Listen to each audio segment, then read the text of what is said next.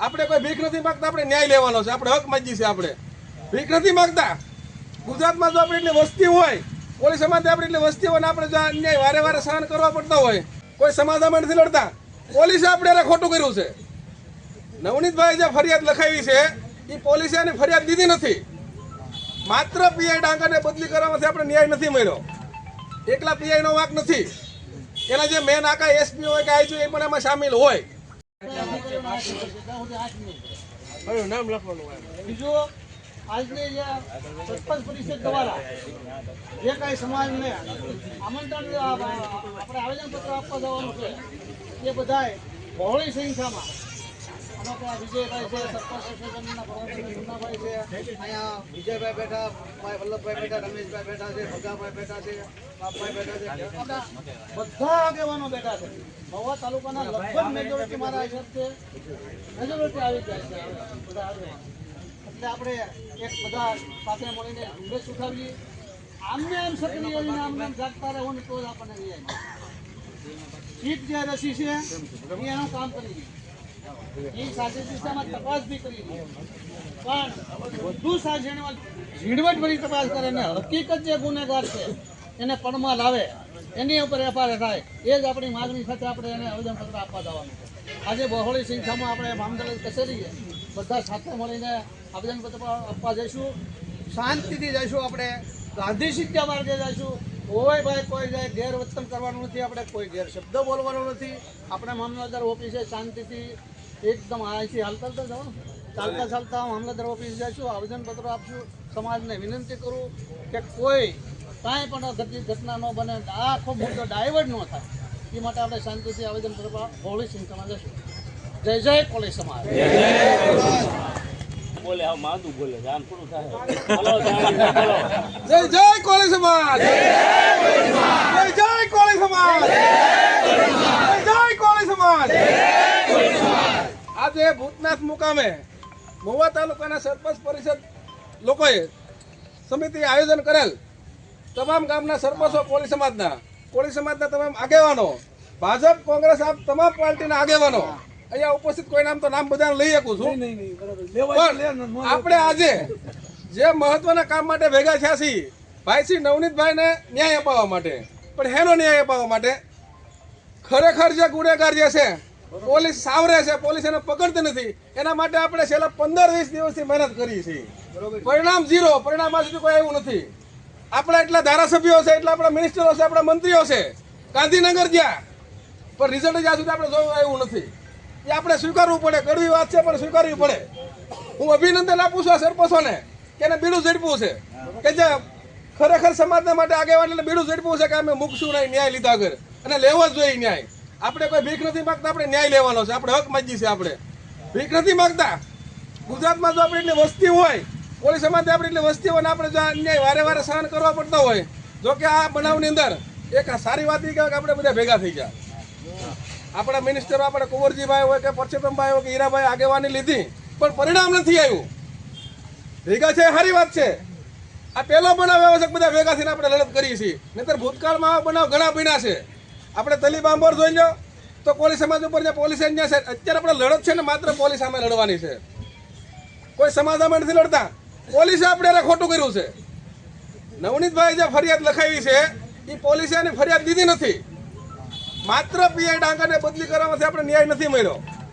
એકલા પીઆઈનો વાંક નથી, એના જે મેન આકા એસપી હોય કે આઈજી એ પણ એમાં સામેલ હોય, તો આગામી દિવસોમાં ખાલી માત્ર ને માત્ર આવેદનથી રિઝલ્ટ નહીં આવે।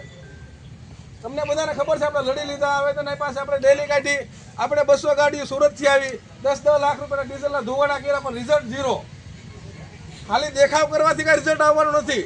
હવે આપણે પદ્ધતિસર ગામમાં ગામ આયોજન કરવું પડશે, સંખ્યા દેખાડવી પડશે। હું તો એમ કહું છું આપણે જો સમાજ આપણો મોટો હોય તો આ સંખ્યા જે ઓછી કહેવાય આપણી।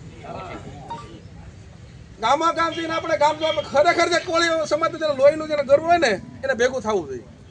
આ કોઈના પ્રાઇવેટ કામ માટે ઘણા લોકો એમ કે રાજકારણ આ સમાજ માટે રાજકારણ પણ કરવું પડે, સમાજના હિતની વાત રાજકારણ પણ કરવું પડે, અને બધા સમાજ કરે છે, કઈ કોઈ એક જ નથી રાજકારણ કરતા ભાઈ। કયો સમાજ રાજકારણ નથી કરતો?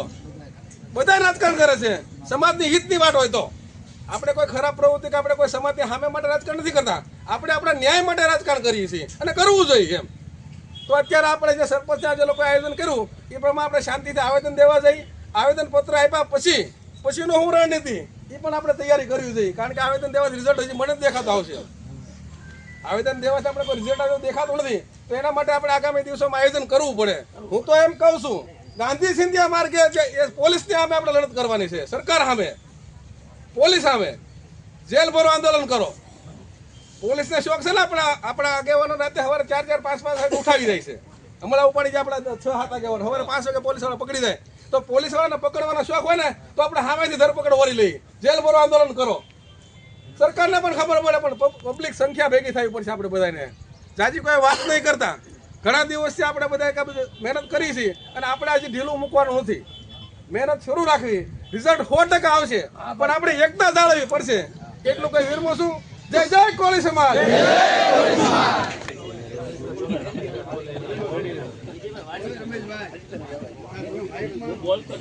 આજે આપણે આવેદન આપેલું છે એ આપણે બધાને એક વાંચી સંભળાવીએ એટલે બધાને ખબર પડે કે શું આવેદન છે આપણે આપવાનું.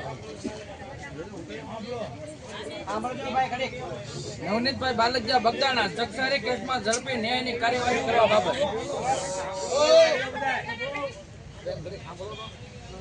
અમો મહુવા તાલુકાના કોળી સમાજના આગેવાનો, સરપંચો, તાલુકા પંચાયતના સદસ્યો, જિલ્લા પંચાયતના સદસ્યો, અલગ અલગ સંગઠનના હોદ્દેદારો તેમજ અલગ અલગ રાજકીય પાર્ટીના હોદ્દેદારો અને કોળી સમાજની જાહેર જનતા આ આવેદનપત્ર આપી જણાવે છે કે ગઈ તારીખ 29/12/2025 રોજ બગદાણાના સરપંચના દિયર અને બગદાણા આશ્રમના સેવક એવા નવનીતભાઈ બાલજીયા ઉપર પૂર્વ આયોજિત ષડયંત્ર રચી બેરહમીપૂર્વક મારતો વિડીયો સોશિયલ મીડિયામાં વાયરલ થયેલ છે. આ બનાવમાં તપાસ અધિકારીઓએ આરોપીઓની અટક કરી તેઓના રિમાન્ડ મેળવી જેલ હવાલે કરેલ છે. પરંતુ આ ગુનાના બનાવમાં ફરિયાદી નવનીતભાઈના કહેવા મુજબ મુખ્ય સૂત્રધાર જયરાજભાઈ માયાભાઈ આહિર તેમજ તેઓના સાગરીતો છે.